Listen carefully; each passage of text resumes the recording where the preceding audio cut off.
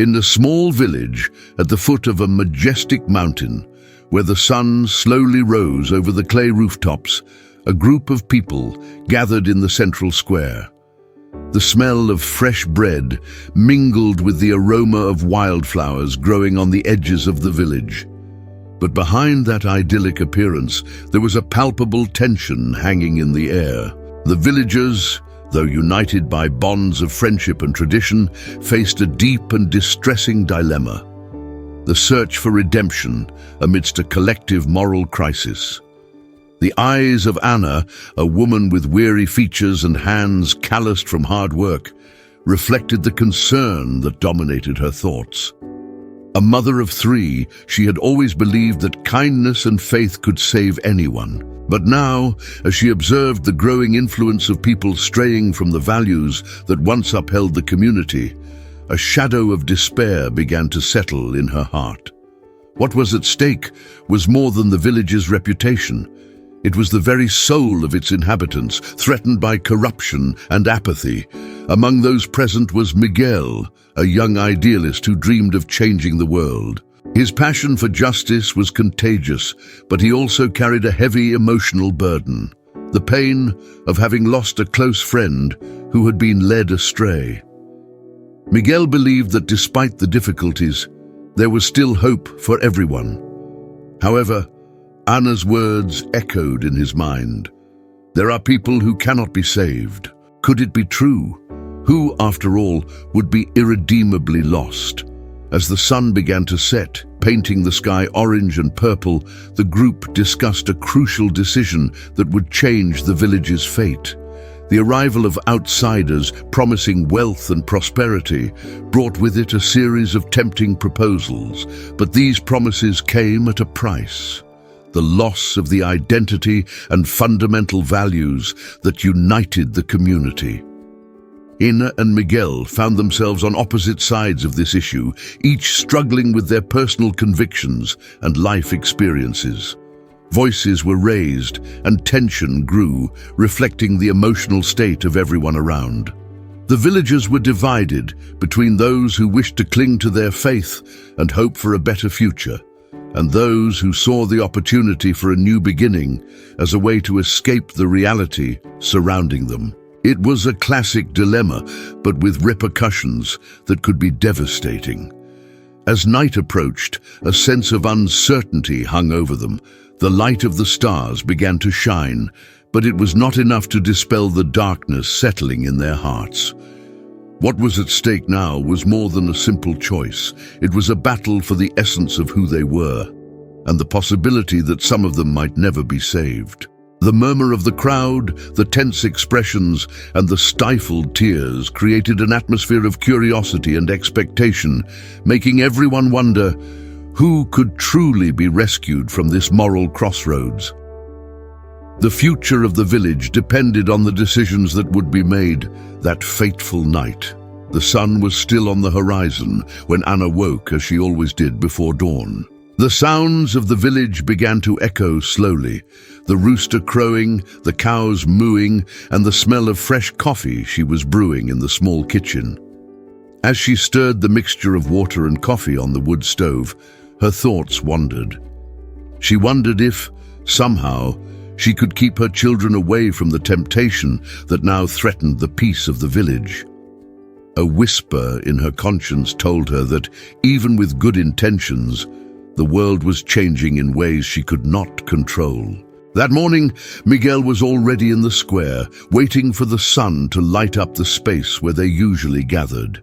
He had a restless spirit, always seeking ways to unite people and inspire hope. At first, the idea of receiving outside help seemed promising. He had read about communities that thrived after the arrival of outsiders. But looking at the faces of the villagers, he sensed the hesitation and fear that dominated their expressions. "Miguel, do you really think we can trust them?" Clara, a childhood friend, asked. Her eyes were a sea of uncertainties, reflecting the concern she felt. "I know it's risky, but we need new ideas, Clara. The village can't remain stagnant," Miguel replied, his voice filled with conviction. The children need a better future, and maybe this is the opportunity we've been waiting for. Anna, who had overheard the conversation from a distance, felt a tightness in her heart. Miguel's vision of a brighter future sounded like music, but the notes of reality were discordant. As she approached, the tension between the two became palpable. "Miguel, you can't ignore what is at stake. These promises of wealth could cost us our soul," Anna protested, her tone firm, but her gaze revealing the fragility of her certainties. "Anna, you can't live in fear forever," Miguel retorted impatiently. "If we don't take risks, we are condemned to live in misery." As the debate heated up, other villagers gathered around them, and the square soon filled with conflicting voices. Everyone had an opinion, and the division became more evident as the hours passed. "We can't forget who we are," said Eduardo, the village's old pastor. "Faith and tradition are the pillars that sustain our community. If we abandon that, what will we have left?" The murmurs of agreement mixed with expressions of doubt. Anna stepped back a bit, seeking a moment of clarity. In her mind, memories of her childhood came flooding back. Laughter, dances around the campfire, the stories told by her grandmother about the importance of maintaining integrity and unity. What would happen to all of that if they decided to open their doors to the unknown? Miguel's presence, always so optimistic, made her feel torn. She saw in him the reflection of the hope she herself had lost. But how could he be so naive? In the corner of the square, Anna's children, Carlos and Sofia, played carefree. Their innocence was a balm for her tormented spirit, but also a reminder of what was at stake. They did not understand that the decisions of adults could shape their future in ways they could scarcely imagine. "Mommy, when are we going to have a party again?" Carlos asked, interrupting her thoughts. "Soon, my love," Anna replied, trying to hide the worry in her voice. "As soon as everything calms down." As the conversations and arguments intensified, Miguel felt increasingly frustrated. He wanted to believe that he could convince the village to see beyond fear, but the resistance was becoming an insurmountable wall. "Please listen," Miguel exclaimed, trying to regain the crowd's attention. "We're not talking about abandoning our values, but adapting them. The world is changing, and we need to change with it." "Adapting doesn't mean losing our identity," Anna shouted back, emotion overflowing in her voice. "We're talking about what defines us as a community." The debate continued late into the night, and the tension turned into a battlefield where convictions clashed. The faces that had once been filled with hope now showed weariness and despair. Miguel felt the pressure growing in his chest, while Anna struggled to keep her beliefs intact. When night finally fell, the stars shimmered in the sky, but the light that had once illuminated the square was overshadowed by the darkness of doubt. The residents dispersed, carrying with them the weight of unresolved decisions, their voices echoing in the shadows of an uncertain future. Miguel and Anna's paths had crossed, but they had not united.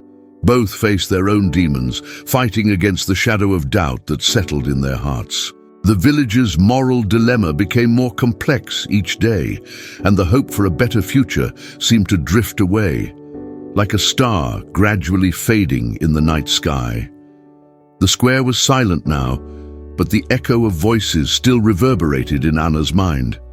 Every argument, every shout, every expression of despair seemed to have left an indelible mark on her soul. As she walked back home, the dirt path beneath her feet felt heavier, as if the weight of the village's collective decisions was piling up on her back. She looked at her children playing, still oblivious to the whirlwind of emotions surrounding her. Carlos and Sofia laughed, chasing a butterfly that danced under the moonlight. Their innocence was a temporary relief, but also a cruel reminder of what was at stake. What would happen if the village decided to accept outside help? What would happen to the simple yet rich traditions they knew? Meanwhile, Miguel couldn't stop thinking about Anna's words. Adapting was essential, but what did it really mean? He remembered the stories his grandfather told about the village, how each generation fought to maintain its roots, but also to seek new horizons. He wanted the children to have opportunities he never had, but it couldn't come at the cost of their essence. The tension in the village was rising, not only among the inhabitants, but also regarding the outsiders approaching. Miguel knew a meeting was scheduled for the next day, where a group of outsiders would present their proposals. There were promises of investment, improvements to infrastructure, and even new schools. But in return, Anna's and other villagers' concerns echoed in his mind like a warning. What would happen to the customs, the stories, and the faith that sustained the community? That night, Miguel couldn't sleep. He tossed and turned in his bed, the shadows of the room seeming to dance with his restlessness. He thought about Anna's expression, the firmness of her conviction. He knew she was fighting for something she considered sacred, but he also knew that change was inevitable. The outside world was closer than ever, and ignoring it could mean the end of everything they loved. Anna, on the other hand, felt consumed by doubt. What was more important, protecting tradition or seeking a better future for her children? As she gazed at the starry sky through the window, she wondered if her resistance was, in fact, a form of selfishness. What if change brought opportunities that could save the village from stagnation? But the idea of losing the essence of the community left her distressed. It was an impossible choice.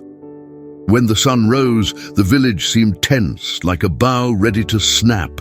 Miguel prepared for the meeting, his mind buzzing with arguments and hopes. He was determined to make the villagers see the potential of this new era, but doubt tormented him. What if he was wrong?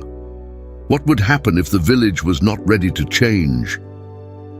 Anna, on the other hand, decided that she needed to make her voice heard. She could not let the tradition and identity of the village be sacrificed for the sake of an uncertain promise. She steeled herself with courage and went to the meeting, determined to fight for what she believed in. The villagers gathered in the old chapel, a space that always symbolized the community's unity. The wooden chairs creaked under the weight of expectation. Miguel sat among those who supported change, while Anna joined those who feared the unknown. The atmosphere was charged, and the murmur of voices grew louder as the outsiders began to speak. "We have a plan that can revitalize your community," said one of the outsiders, his voice resonating with confidence. "We can bring investment, jobs, and a prosperous future." Miguel felt a wave of hope. But looking at Anna's face, he saw the concern reflected in her eyes. She stood up, and silence fell. "We are here to decide our future, but we cannot ignore who we are. What you offer may be tempting, but at what cost?" Her voice was steady, but the emotion betrayed her. Miguel held his breath. He felt that with every word Anna spoke, a divide deepened. The voices that had once been united were now becoming battle lines, and the tension among the villagers was palpable. The discussion intensified, and voices rose higher, reflecting an internal struggle unfolding not only in the room, but in every heart present. Miguel and Anna stared at each other, each fighting for their convictions, but both feeling the weight of the consequences of their choices. The future of the village was at stake, and the decisions they made today would shape not only tomorrow, but the very essence of what it meant to be part of that community. The murmurs in the chapel grew louder, and Miguel felt his heart race. He looked at Anna, who was now standing with trembling hands at her sides, as if she were trying to anchor herself in the reality unfolding before her. Her expression was a mix of determination and fear, and he understood that the battle they were waging was not just about the village, but about the very essence of who they were. "We don't need outside help to thrive," Anna continued, her voice echoing with a fervor that made the villagers turn to her. "We have our traditions, our culture, And that is what keeps us united. What do you really know about what we need? What do you know about life in this village? Miguel felt the urgency grow within him. He wanted to scream, wanted to say that he was also concerned, but the thought of seeing the village stagnate consumed him. He stood up, the impulse to defend his ideals driving him forward. "Anna, I understand what you're saying, but what if this is the opportunity we've been waiting for?" he said, trying to keep calm. "Our children deserve more. We can't cling to the past out of fear of the future." But Anna's expression did not soften. She looked at him, and Miguel could see the pain in her eyes, a pain that reflected the internal struggle they were both facing. What was more important? The security of what they already knew, or the possibility of an unknown but promising future? "You don't understand," Anna replied, her voice trembling with emotion. "You're not seeing what's at stake. Every time we open the door to the outside, we risk losing who we are. And I can't allow our children to grow up in a place they no longer recognize." Miguel felt the weight of her words. It was true that change could bring opportunities, but it could also mean losing everything they loved.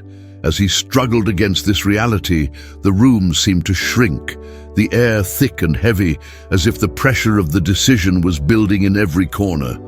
The outsiders, sensing the growing tension, tried to intervene, but it was already too late.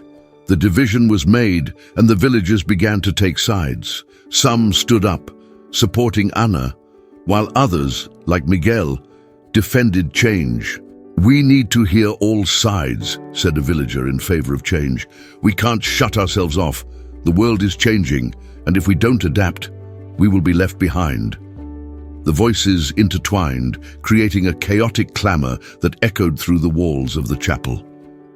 Miguel felt the pressure mounting, and the emotional struggle within him intensified. He wanted to fight for the future, but he didn't want to turn against Anna, the woman he loved. Anna, in turn, felt despair creeping in. The idea of an irreparable division in the community terrified her. That village was her life, and the possibility of seeing it crumble because of a hasty decision made her feel as if she were losing part of herself. She took a deep breath, seeking strength to argue. "Look around us!" she exclaimed, gesturing fervently. "This village is alive. It is a part of us. We cannot trade our identity for empty promises. What makes us unique is what we must preserve." Miguel felt Anna's words resonate. The weight of tradition, culture, of what it meant to be part of that community was undeniable. But he also thought of the children, of Carlos and Sofia, and the life he wanted for them. A future full of possibilities, away from the limitations the village imposed. The conflict was at its peak, and he realized that there was no longer any way to ignore the truth. The village needed to decide, and he himself needed to decide what he truly believed. The struggle was not just between tradition and modernity, but between the love he felt for Anna and the desire to provide a better future for their children. "I just want our children to have a future," Miguel shouted, emotion overflowing. "A future where they can choose, where they don't have to feel trapped." Anna looked at him, and for a moment, time seemed to stop. They were both in the midst of an emotional hurricane, fighting not only for their ideas, but also for what the village meant to each of them. What would they choose?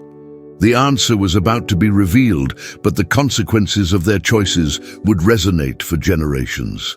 The tension was palpable, and the room waited as if the fate of the village was about to be decided in a single moment. The intensity of the discussion in the chapel grew with every second, and the division among the villagers became more evident. I could feel the adrenaline coursing through my veins, my heart pounding in a frantic rhythm. The voices mingled in a whirlwind of emotions, and I found myself in a battlefield, fighting not just for a future, but also for something much deeper. Anna was right in front of me, her determination almost palpable. I wanted to understand her point of view, but the idea of a limited future, of our children trapped in an endless cycle, consumed me. The words I wanted to utter were stuck in my throat, as if an invisible force was preventing me from expressing myself fully. The room was full, but in that moment, it was just the two of us, in a universe where ideals collided. "You don't see that this is a trap?" I thought, as I observed the faces around us, some encouraging her, others leaning toward me. An older villager, whom I had always respected, was now shaking his head, as if the wisdom of past generations was opposing what I stood for. The murmur in the chapel intensified, and it was as if time had slowed down. I looked at Anna, seeking a connection, a sign that we were still allies, but all I found was a challenging gaze. What I saw in her eyes was a mix of love and betrayal. The weight of what we were facing felt overwhelming, and at the same time, a spark of hope ignited within me. "Anna!" I shouted, straining to be heard above the clamor. "We are not exchanging our traditions. We are broadening our perspectives. Opportunities will not erase who we are, but give us the chance to grow." She hesitated for a moment, and I realized that something had changed. The fervor in her expression mingled with doubt.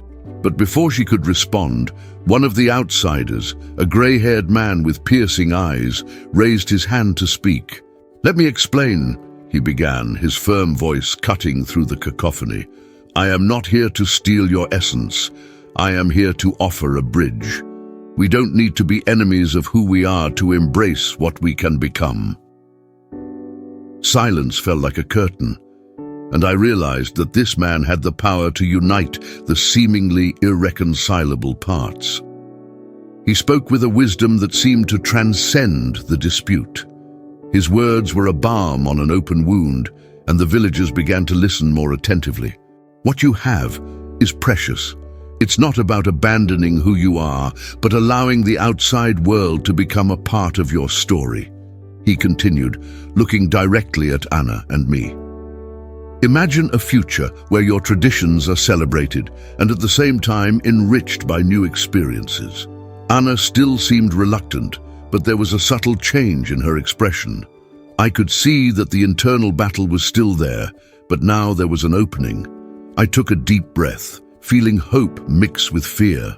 What would happen if we decided to give the new a chance? What were we losing by not trying? If we shut ourselves off, we will become a shadow of who we are today, I said, trying to capture the moment.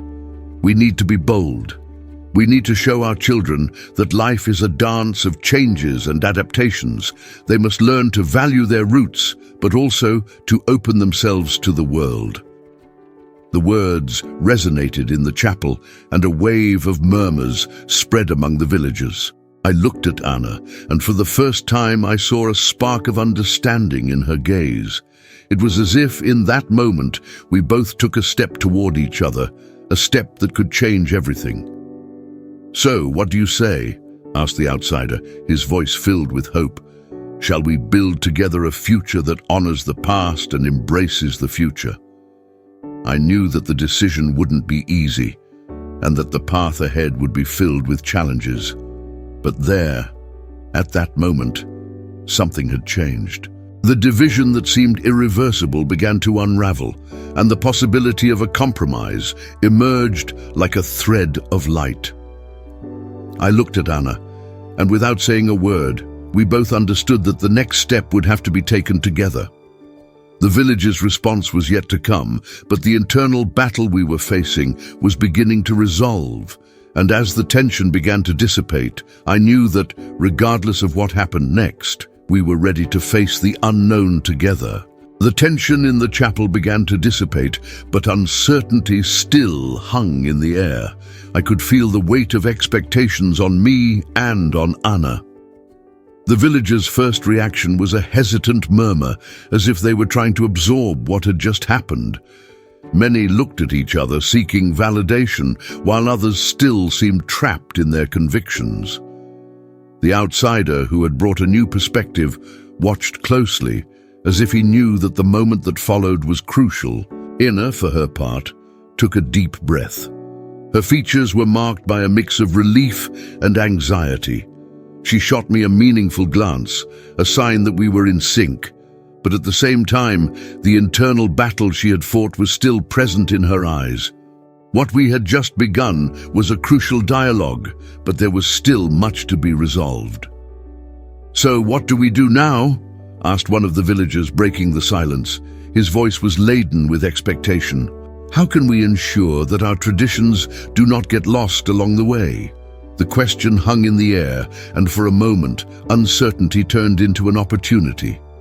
The outsider smiled, as if he knew this was the time to act. He began to speak again, but now his tone was more engaging, almost like a call to action.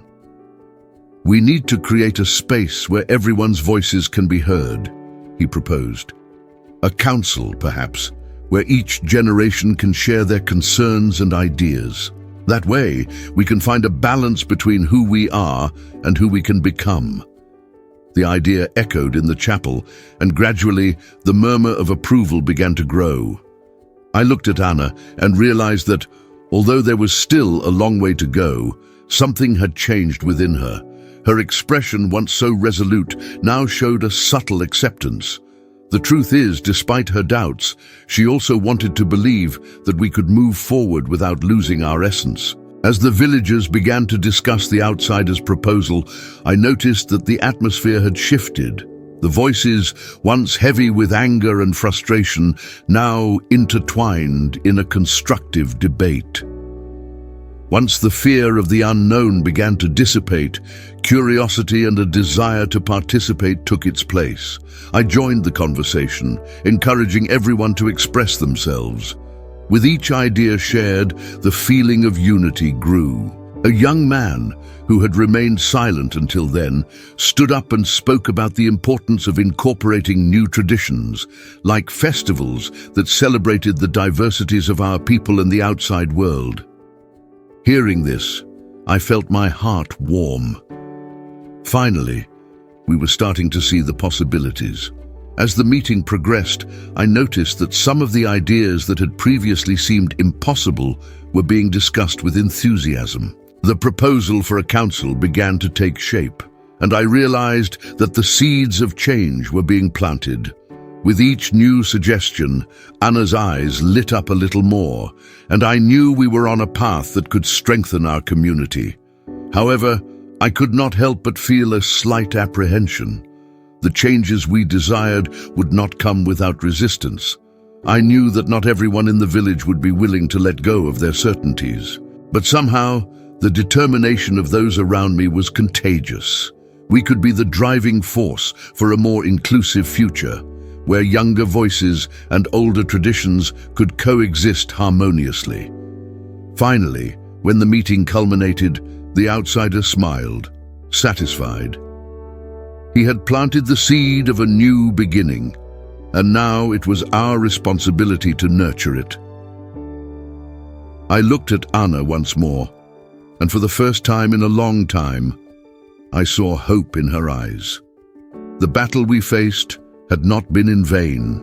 The path ahead was still uncertain, but we were ready to walk together, side by side, towards a future that, although unknown, promised to be richer and more vibrant than any of us could imagine.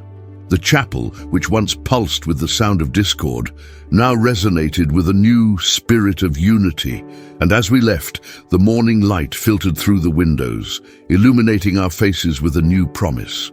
Changes were coming, and I knew that regardless of the challenges ahead, we were ready to face them together.